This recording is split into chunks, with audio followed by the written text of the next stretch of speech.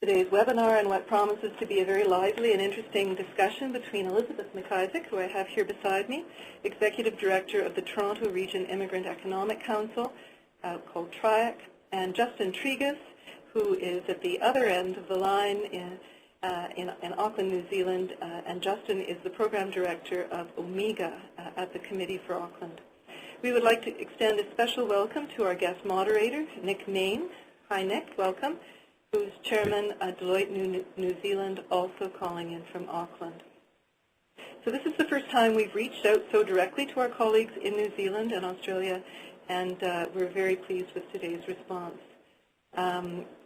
We have registrants, as I said, from all over the Commonwealth, and I also see registrants attempting to come in from Barcelona, from Berkeley, California, from Berlin, Edmonton, Vancouver, from Geneva, Washington, D.C. It's a long list. It's very exciting to see that level of interest. So the question today is really, how do successful cities do it? That's the question we're putting to our speakers today and to you, the audience. How can we harness the competitive advantage of diversity and benefit from the skills and talent that fuel innovation and drive high performance? Indeed, the larger question may be, how can we afford not to? So please join me in welcoming Justin Treagus, Program Director of MIGA at the Committee of Auckland, New Zealand, and today's host. Justin is going to kick off our session with a short presentation on the OMIGA experiment and recent success in New Zealand, and will then introduce OMIGA corporate partner and moderator Nick Main, Chairman, Deloitte New Zealand. We will then hear from Elizabeth McIsaac of the internationally recognized TRIEC, the Toronto Region Immigrant Employment Council, and learn more about its multi-sector approach to labor market integration and how corporate leadership can help you and your city benefit from what we call the immigrant advantage. So Justin, welcome. I will pass the mic over to you. Hi. Good morning, good evening, everyone, and thank you for the opportunity to present to you all today. It's really exciting seeing this initiative coming together, and it's been a wonderful journey for us at OMIGA, which has been made all that much more enjoyable through the wonderful support that we've had from TRIEC and the Maytree Foundation. I wanted to just spend a few minutes telling you, focusing more on, I guess, what we have learned from TRIEC and the model, and the things we've applied in taking a wonderful idea from a city on the other side of the globe and putting it into practical application down here in Auckland. So probably best to start off by telling you a little bit about New Zealand and Auckland. We are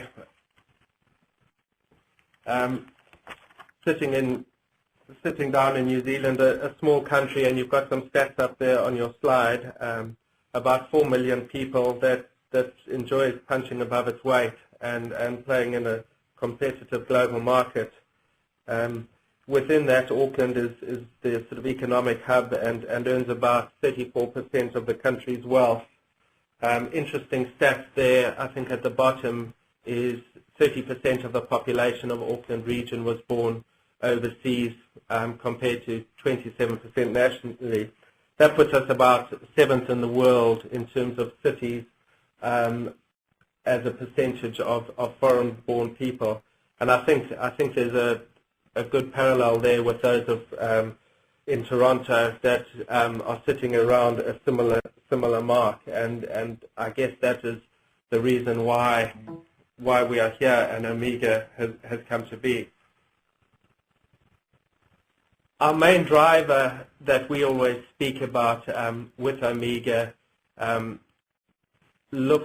is a long-term solution to a very real problem, and that is with a bunch of baby boomers moving into retirement and a smaller group of people coming into the labour market.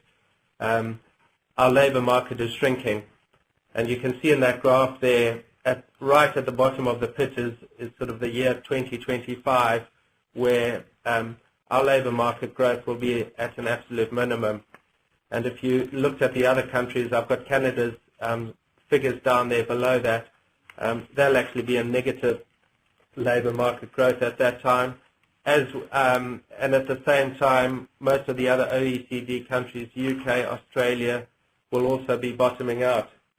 So on the one hand, we are going to be faced with extreme skill shortages, and the demand for international talent will be at its peak at that stage. At the same time, we recognize through a number of other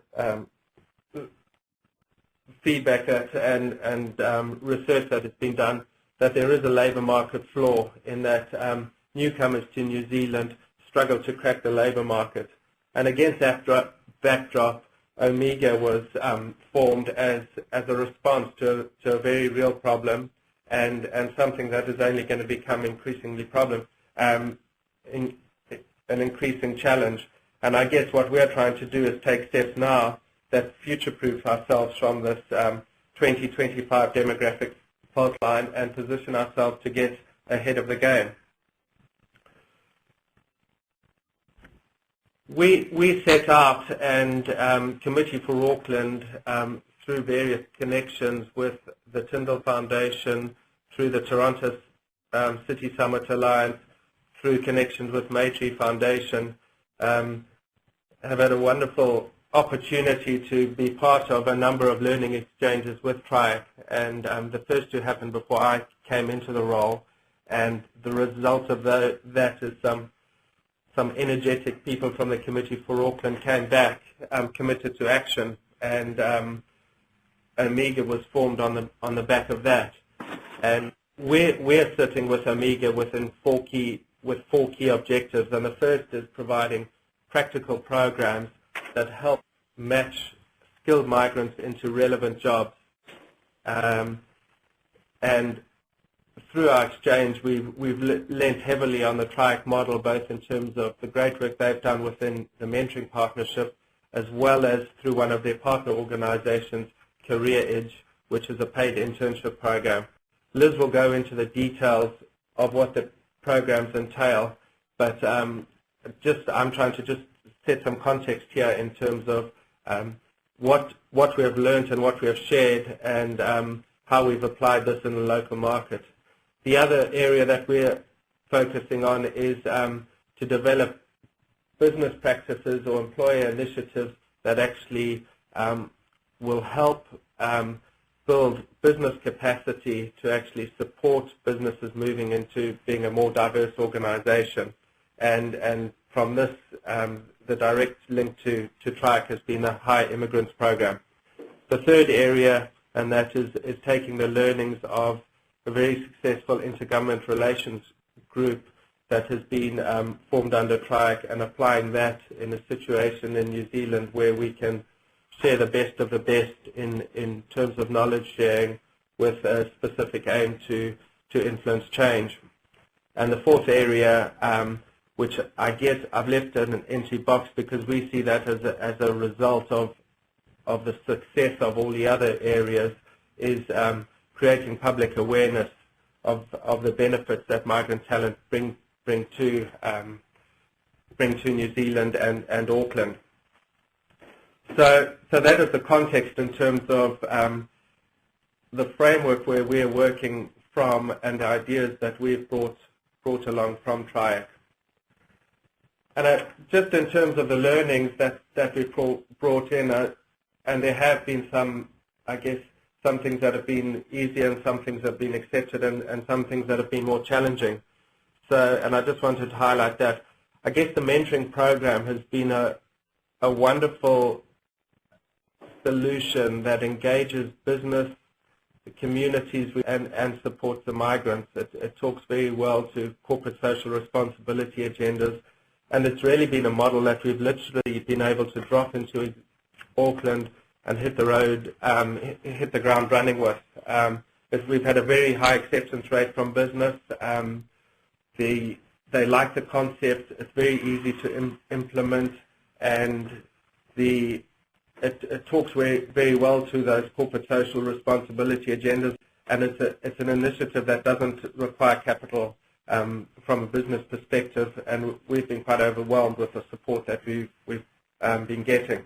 We set out with modest targets, which was to help us develop the model and prove the concept and get it embedded with our group of founding employers. We exceeded those in the first year, and we've managed to ramp up capacity in that, and sort of we've doubled our first year numbers in the first 4 months of year 2. So we're really excited, and I think like has happened within TRIEC, this has become our flagship model. And out of that, we're also getting some very, very exciting success stories to tell. Stories of people who've been a cleaner for a couple of years, through the support of a mentor, going from that role to being a IT architect in a couple of months. And the productivity that brings to our city and our region is overwhelming. So we're highly encouraged and excited by what we've achieved in this program, as well as what we see ourselves being able to do. The second one is the paid internship program, which TRIEC has run in partnership with Career Edge.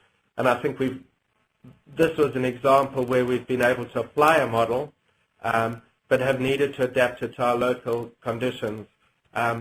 One big labour law difference is the need to justify fixed-term employment.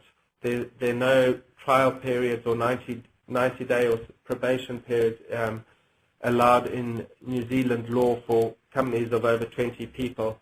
So we had to do a workaround to include that, to get that embedded in our program. So we took a good idea and have applied it to the local knowledge.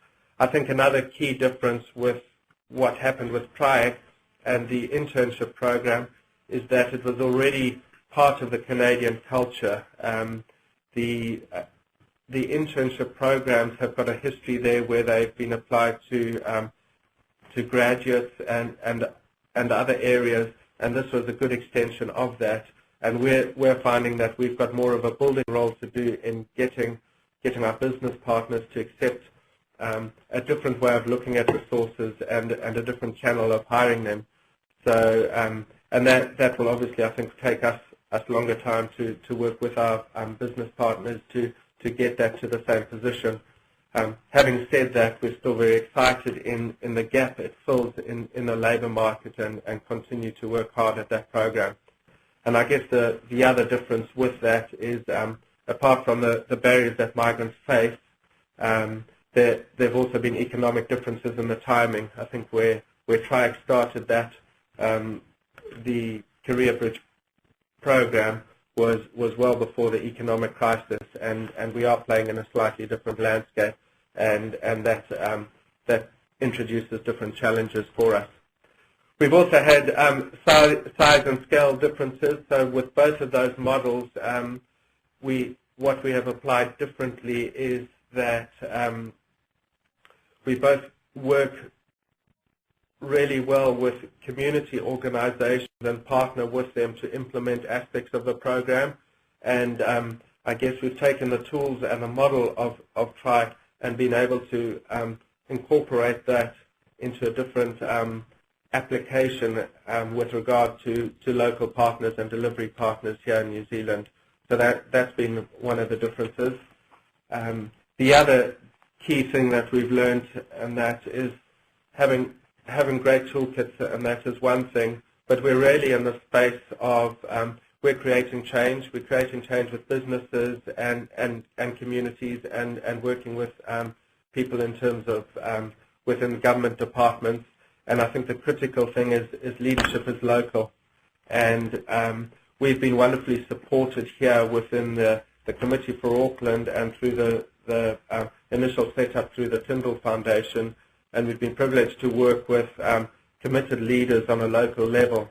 And without that, we wouldn't have been able to make the impact that we have. And that remains a key thing for us. And that's helped us get on our way on the local context. And I think the other thing which, through discussions with TRIEC, and that's probably, there's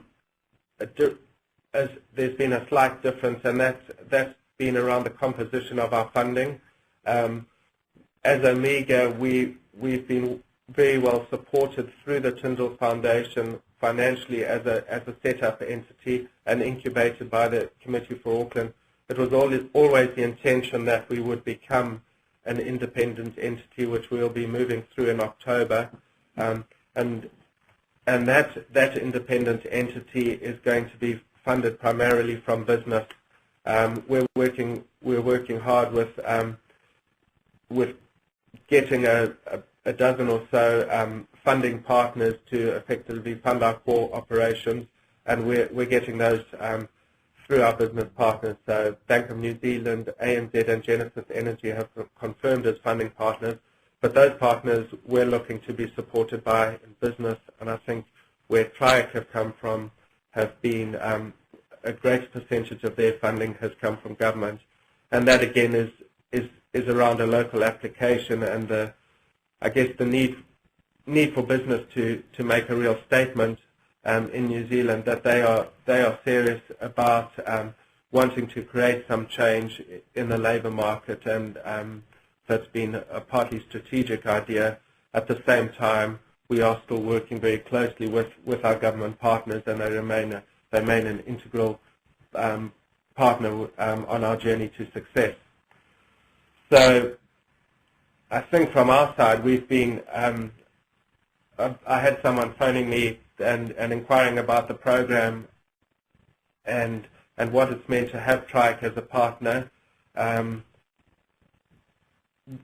They've enabled us to really fast track our program. We've gained months on getting our initiative up to speed thanks to their support, which has been wonderful. And the other thing that I think has been a huge success for us is being able to go out to business partners and cite TRIEC as a model of success has been hugely instrumental. Being able to say, this organization in Toronto have been doing this for 5 years, and this is the success of a model well implemented. And that's been hugely instrumental to us.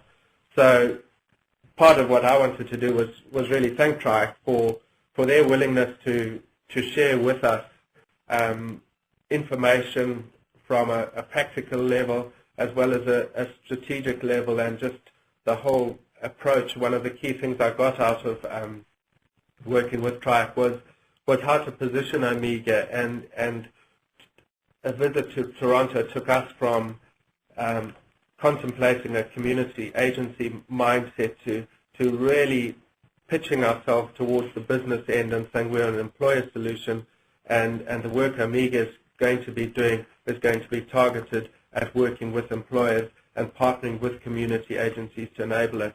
So that's an example of something that's been invaluable to us.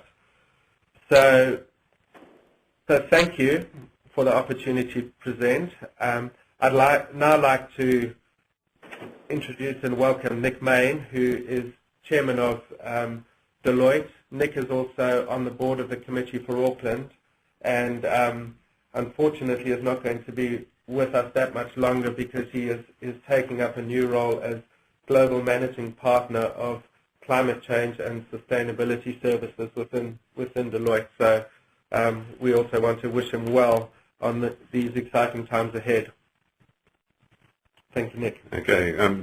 Good morning and good evening and good afternoon, everybody, and thank you for those words.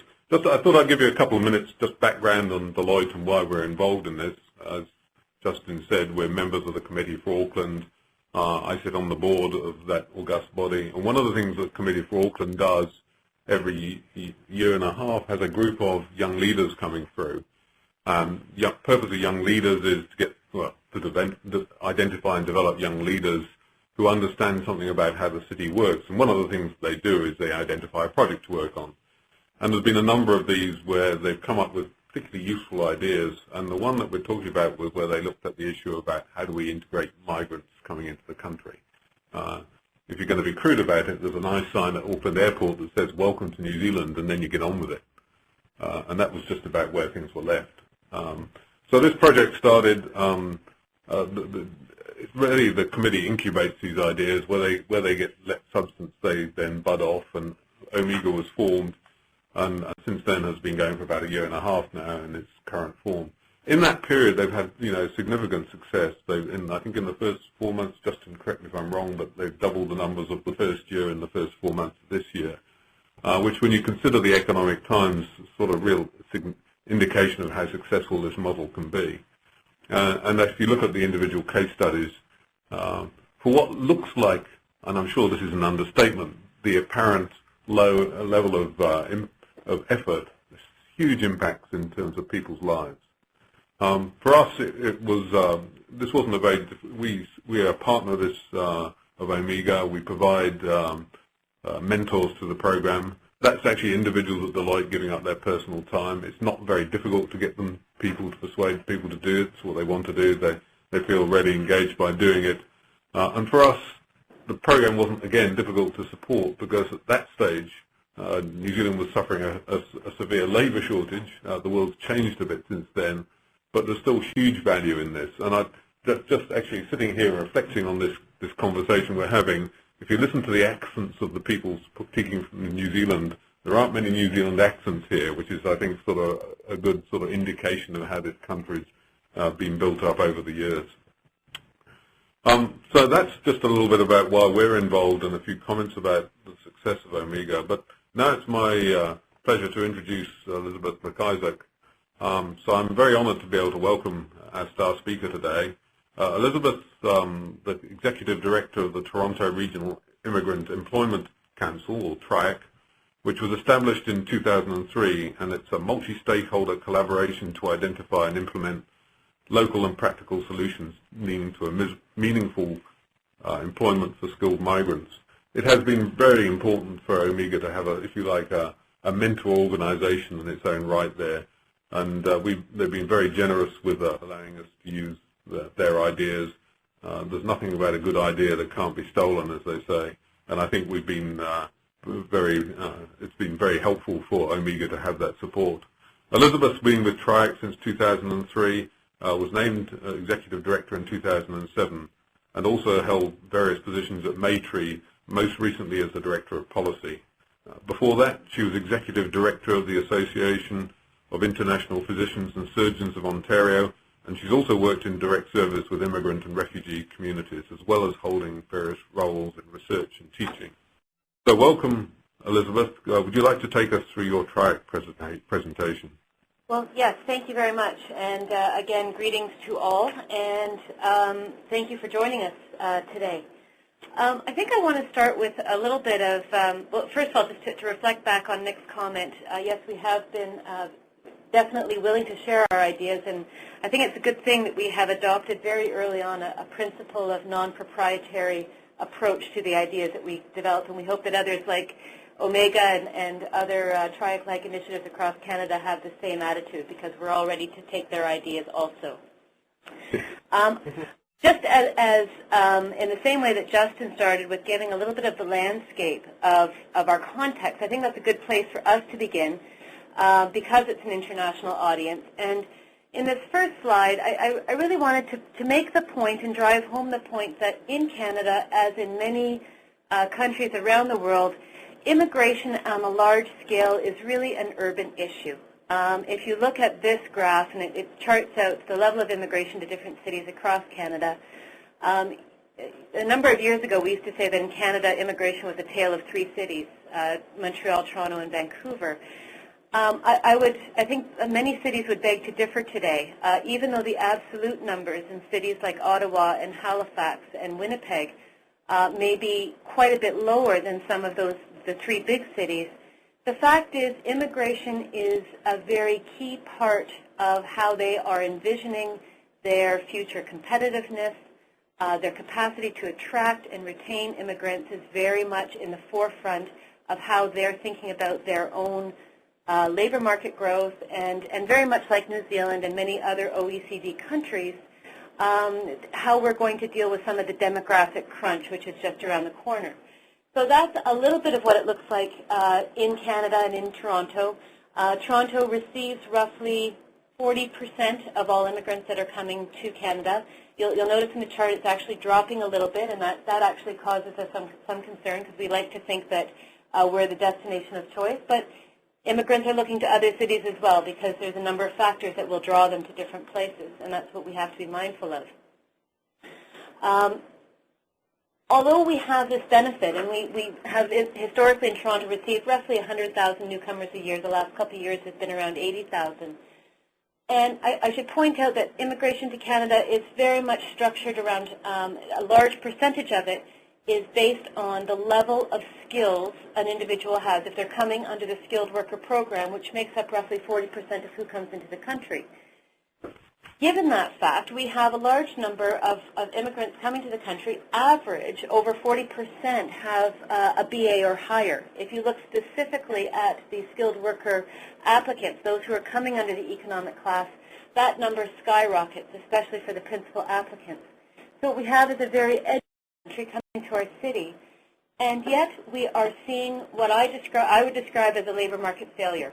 We have highly skilled individuals who are coming, wanting to make this city their home, and yet they are not finding jobs that are commensurate with their experience.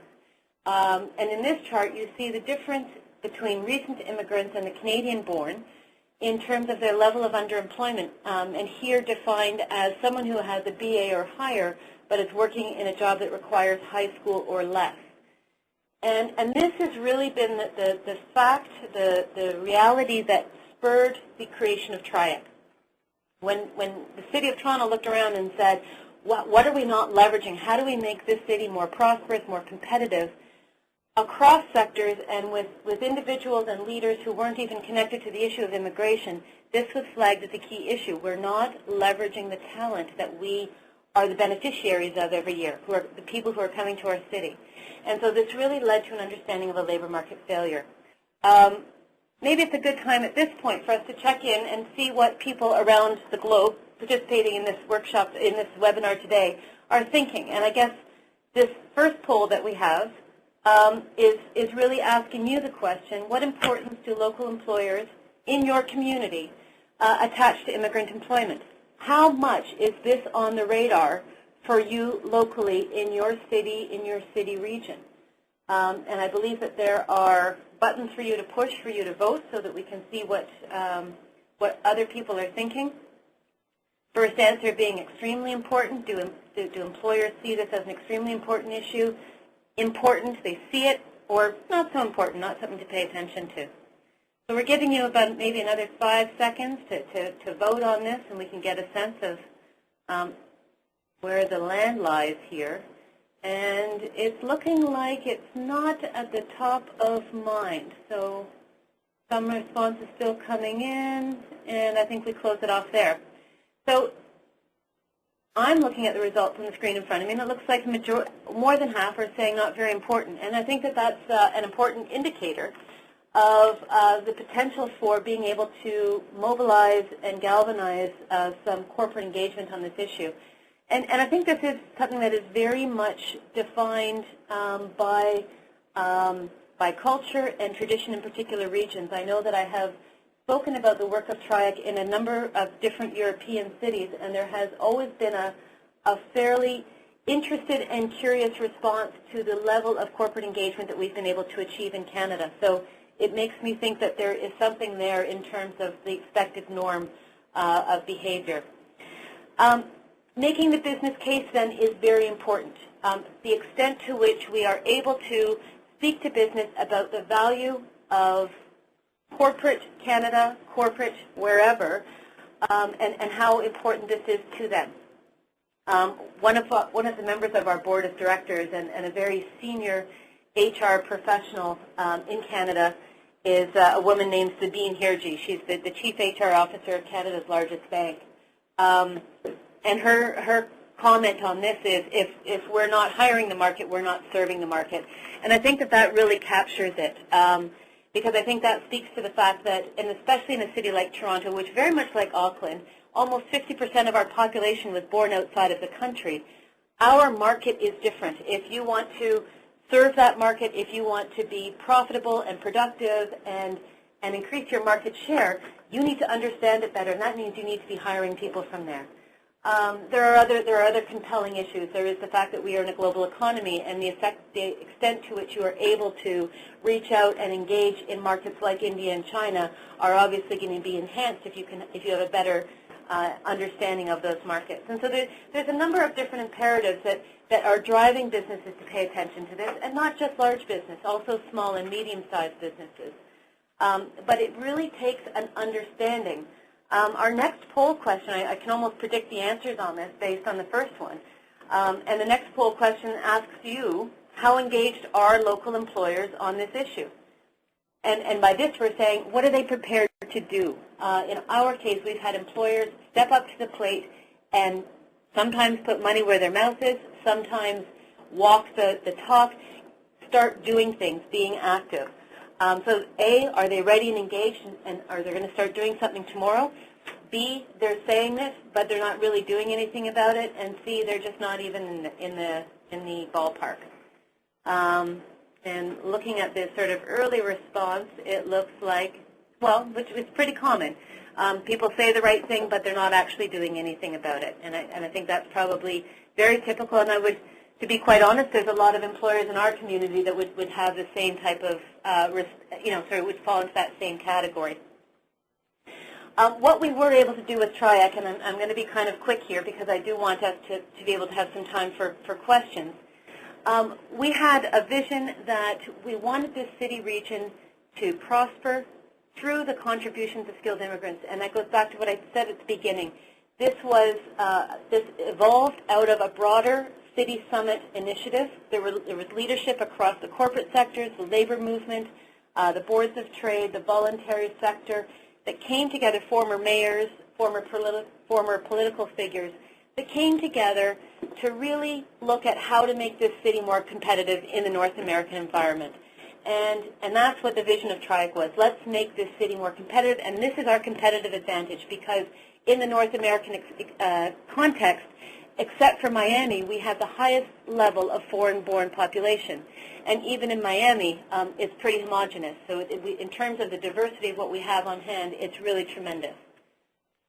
What we set about doing, and this I think goes back to some of the description that you may have read for this presentation, and I have to say I kind of, I smirked when I saw the description that talked about TRIEC's top-down approach. In fact, we are pretty much anything but top-down. We have a very consultative and collaborative approach to developing the solutions that we work on, but we've been very strategic. We have been very deliberate about enlisting the active support and engagement of high-level leaders. It wasn't enough to get somebody from the regulatory body for doctors. We wanted the registrar. It wasn't enough to get somebody from some department at the college or university. We wanted the president. And somehow we were able to do that, to capture their imagination. And I think we had a number of factors, conditions for success, and sort of the wind at our tail that brought us forward. And we were able to attract that. I think at the very beginning we had the president and CEO of Canada's largest insurance company agree to take the helm, and he agreed to chair the council with his second in command. And so we had that kind of leadership that sent a message across Canada that business leaders are engaged and this is important to them. And so we really created a very wide table with everyone that had a role to play in the issue, so that there couldn't be a game of what we sometimes call jurisdictional football. Well, you're not doing this, or it's your fault that that's happening. There couldn't be a passing of the buck. It had to stop somewhere, and it would stop at this table where everyone was at the same table, agreeing that we needed to do better by getting immigrants into the economy. And so we set this kind of table with all these stakeholders. So what do? In the first instance, we convene and we collaborate with these stakeholders, with partners, coming up with opportunities for connecting skilled immigrants to the labor market. And this really impacts the individual. This is about creating effect that more individual immigrants will find jobs in the city region. In the second instance, we work with stakeholders, particularly employers, building their awareness and their capacity to do a better job of interfacing with skilled immigrants and bringing them into the workforce. And here I would say this is working toward organizational change, institutional change. And then thirdly, we work with government. We work with all levels of government. In Canada, that means 3 levels, federal, provincial, and municipal. And what we're trying to do, all of them have a piece of this pie as well, and so we're trying to enhance their coordination and affecting more responsive policy and programs for skilled immigrant employment. So that's what we do, and that's really at the systemic level. I think Justin has already talked a fair bit about the mentoring partnership. It's really about creating social capital, making linkages, and we've had terrific support. To date, we've done about 4,000 matches, closer to 4,500 matches. We have over 52 corporate partners. Nick, you'll be pleased to know that Deloitte was one of our very first partners on board. And in fact, we have over 100 mentors that have come from Deloitte, beginning with the managing partner in the Toronto office, who's also on our board of directors.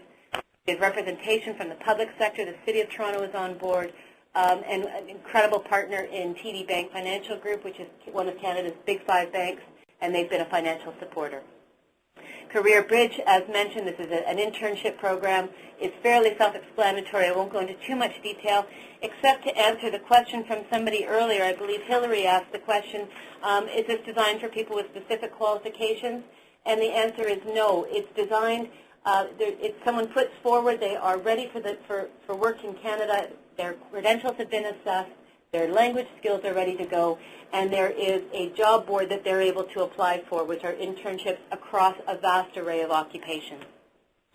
And we work with employers. One of our, I think, most useful tools that we've created to date has been the hireimmigrants.ca site. We've now let go of it. It's owned by Allies, which is a national movement, which is trying to replicate TRIEC across Canada.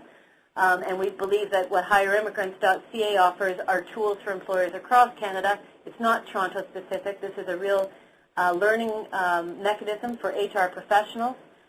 We have a roadmap within this website that allows HR professionals to do everything from completing a strategic plan to overhaul their organization to very quick, simple, and nimble responses to how do I even do recruitment to get more immigrants in the door. It goes deep. There's some examples here. I highly recommend you take a few minutes after the session to take a look through the Hire Immigrants website. And we do a fair amount of work on building employer awareness, back to the business case and the fact that so many, such a high percentage of people responding said that they didn't feel that employers in their community were either engaged or saw this as a critical issue. Those TV ads that you saw, they were placed on television. We also had a number of ads like this that were placed in newspapers and so forth. Finally, where employers have done well, we like to recognize them, shine the light on what they've done, and really tell their story so that excuse me, so that it can be replicated. Where employers are doing a great job, we also help to build their PR. We get their story out, again, in an effort to build a business case and support. I'll leave it there so that we've got some good time for questions. Thank you much, Elizabeth. That was really insightful, I think, and I suspect because you've told what an open source that you're going to be on this information, your emails will be running hot now as people speak. Did I mention I'm going to be away for the next month? Yeah. Get a good PA, but that's very helpful, and I think it speaks volumes for if you like the way that this information can be shared. I think is going to add huge value, and it's one of those things you can never actually capture and own this knowledge, to be honest. And the more you share it, the more robust, the more valuable, and the more helpful that people can be using it. And I'm also pretty glad to see Deloitte playing their part in Canada too. I think we will turn it over to the audience for questions, but there's a couple of other things I wouldn't mind just to frame this conversation, just starting off with. If I think about Toronto and Auckland, pretty much in common, the common background, if you like, about a British legacy, Commonwealth legacy, but having developed from that to rich multicultural societies, they're pretty geographically remote, although we could have a challenge for who's the most remote around here. And also reasonably proactive immigration policies, but huge differences as well. Differences in relative size, difference in the respective neighbours and trading partners, and also, I would say, differences in remoteness. So, Justin, if I talked to you and said, what were the greatest challenges to you in bringing the learnings from TRIEC to Auckland, how would you respond to that? Looking back, I mean, it's been an incredible journey, and I guess challenges are probably have been external factors around a changing economic climate in coming through, and we've continued to push the long-term approach on this. I think Amiga and TRIEC are not short-term fixes. They're about a long-term solution for prosperity of our city and our nation. But that has been a challenge, and I guess within that framework, I think getting people to the level of engagement. I mean, many of our partners are, understand what we're doing and completely buy into the concept of the programs. The challenge is, and it's just a time thing, is getting people to have internalized it and then really commit to action and drive it. And I think with all things, some partners it's been easier to get to that state, and others are still work in progress. Mm-hmm. Liz, would you have any comments on adding, to talk about if you're assessing local readiness for these programs, particularly in view of the very varied international audience we have here? Well, I think at the core of it, and I think what really made a difference in our early success was the fact of the different types of leadership we had available to us. As I mentioned, on the one hand, we had the corporate leadership of Dominic D'Alessandro at Manulife, which is, he's a highly recognized business leader in Canada. We had a charismatic city leader who had started the Toronto City Summit Alliance, who was able to gain access politically to the Premier, to the mayors, to whomever. He was instrumental in making much of this come together. His leadership was important. We also had the institutional leadership of the Maitrey Foundation, which had a number of years of experience. It had expertise. It had the ideas. So there was an incredible readiness to the idea, and the ground was very fertile. So I think that when you're assessing the conditions, part of that is there. Do you have those kinds of leaders that can actually breathe life into it? Because you are actually shifting behaviors. This is an exercise in social change, in behaviors, and how people think. And you need some really heavy lifting leaders to be able to make that happen. Okay, that's good, yeah. Just another question, quickly. We think about businesses thinking globally, acting locally, and that's probably what people do. What's the single most important success factor for making the diversity case locally? And we've had a few questions about how do you engage, how do you get people to engage, how do you find mentors, how do you get engagement with local stakeholders? Is that so, to me? Liz, could I ask you that? Yeah, Liz, if you could ask that, and then we'll move to Justin. Okay. I think for making the diversity case, it has to mean something for the business. You can't convince anybody or any business of anything that doesn't have some impact, some bottom line effect for them. Earlier, Justin talked about that mentoring fits nicely in the corporate social responsibility envelope, and that is good. We've worked very hard actually to stay outside of the corporate social responsibility envelope, to make it a bottom line impact for HR departments, that this is leadership development for their high potential performers, that this is cross-cultural competence training, that there is a bottom line impact for their involvement. And interestingly, when companies see that, when they are seeing immediate and tangible benefit back, they are head and shoulders ahead of us. They're running faster than we can keep up with them. And so I think that there has to be a bottom line impact, and that's working with them to figure out how that is. And I think that can happen. I think that there's a lot of openness to that kind of conversation. Okay, Justin? Yeah, I guess in a short answer to that has been around the economic need and ongoing prosperity. I think we haven't gone in with a pitch for diversity. We've gone in with a business case which is based on skill shortages and the need to respond. Okay. We have a polling question now, I think, on the screen, poll 3. And this is really, and again, if I look through the questions that are coming through from the audience, there's a whole series of that are around this particular area, which is about responding to the needs, the changes in the current economic climate. So, a quick poll question. the best response for my city in response to hiring, current economic pressures and claiming are having an enormous impact on today's job market. The best response to my city in response to the question of hiring immigrants in this tough economic climate is, and you can see the questions out there. We'll just wait a minute and see how the polling goes.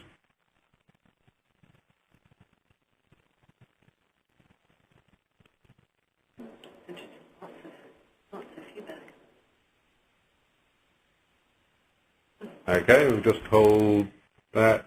Has everybody finished voting? We could wait for a few more. Okay. Well, that's an interesting response there. I think that probably the way that the question was asked was, what's the best response, not what the active response, but perhaps the question to both of you is about in this current environment, making the change. This challenge is not always easy. What's the best responses to that? Elizabeth, could I ask you that and see what your background, your thoughts are about that? Sure, I'll be brief. I actually spent an hour with our national newspaper today online, the Globe and Mail, doing a conversation about this. I think that the message to employers is our recovery, our ability to come out of this recession is going to be predicated on our ability to be competitive and to be productive. And both of those elements, I think, are very much tied to the extent to which they're able to leverage immigrant talent. And so while they may not be able to hire people right now, because many are still in layoff mode, what we're encouraging them to do is to get ready, to build the HR infrastructure and supports and expertise so that when they are in a position to start making hiring decisions, they're able to recognize talent that's going to enable that productivity competitiveness. Okay. Yeah, and I'll just add to that. I think one of the things we highlight is we've done a lot of good work to date in building a brand of attraction for people to come to New Zealand, and it's really important that we don't undo that good work through these tough times to destroy our ability to compete when the market does pick up. Okay.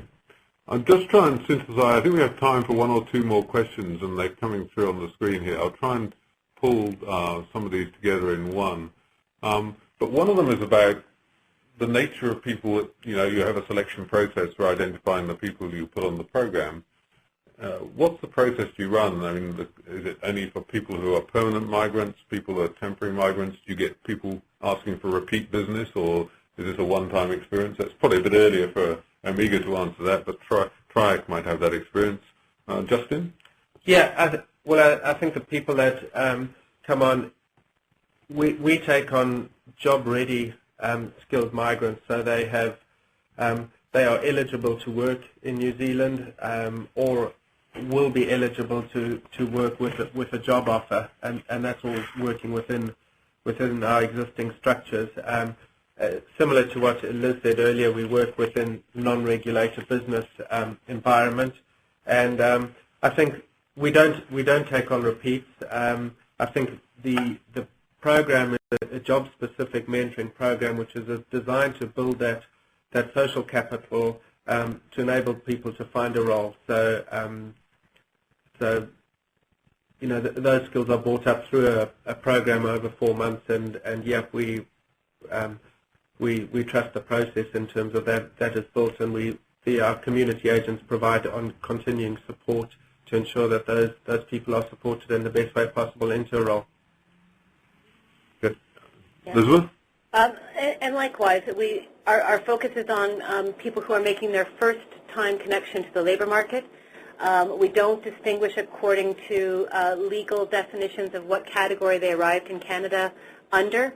The qualification is that they have professional qualifications, be that a university education or a professional affiliation, and that they're ready to go to work. They have the language skills, their credentials have been assessed, and they're ready to go. And so that's our real priority, because that's where we feel that that's the most important intervention that we can make. And perhaps as a final question, and again from the questions that come through from the audience, how do you deal with situations where people have a high level of skill, but they're in a highly rapidly moving technology area, for example, where their skills may need to be updated. Do you have programs to support people like that, Elizabeth? We haven't in particular started. We actually haven't heard from employers that the challenges with the hard skills. The feedback from employers has been more along the lines of the soft skills, some of the communications issues. In our province in Canada, in Ontario, we have a province that has actually done some very good work in developing bridging programs. And bridging programs do exactly what you just described. Where there is a gap in skills, where there is a gap in language skills, they do a sort of a gap-filling training, perhaps some mentoring, some workplace experience. They're usually about a year long, and they help people move into their professions, filling whatever gap may be there. So we really haven't had to take that on, but we're operating in an environment where that already exists. Where it doesn't exist, it's absolutely an important and successful intervention to have those kinds of programs. Yeah, I just want to pick up on another question that's come through, which is around in New Zealand. The vast majority of our businesses are small SMEs employing less than 20 people, and do we have any specific strategies for obtaining buy-in from these employers? I think right from the outset, when it was recognized the type of change that was required, the thinking within Amiga has been around working with large corporates to actually create the impetus and generate some of that change, which can then be brought down into the SMEs. So a good example, and that is the sharing the best practice from what we're doing to help SMEs build capacity so that they can also be part of an organization to move towards being more diverse. So an example may be we've got wonderful partners who are doing some great programs around how do you interview someone differently depending on what culture they come from. And that's a good example of something that can be packaged up and then given as a toolkit for SMEs to really utilize in their workplace. Yeah, fantastic. Okay, any closing comments, Elizabeth? Otherwise, I'll pass back to Kim Turner just to close this out. I want to pick up one of the questions that came in from Michael Hellstrom in Alberta, because I think this is important. Where do we get our input from immigrants? Because they really are a key stakeholder in this. Right from the outset, we have had immigrant professionals on council involved in the different working groups that we've convened so that their input is there from the outset and helps to shape what we're doing. And we are now actually undertaking a new area of work where we are working with immigrant networks, professional associations and networks to support their ability to connect among one another and to sort of build solutions from their groups. We've uncovered 60 different organizations operating in Toronto, from the Filipino accountants group to the Korean engineers, and these are operating on their own on the web and elsewhere, and so we're trying to connect them to see if there's a way that we can tap into that incredibly vital group. Fantastic. Kim, can I pass back to you? Yes, thank you very much. The hour has gone very, very quickly. It's now 7 o'clock, and unfortunately we will close our session now. Thank you very much, and goodbye. Please join us again next time.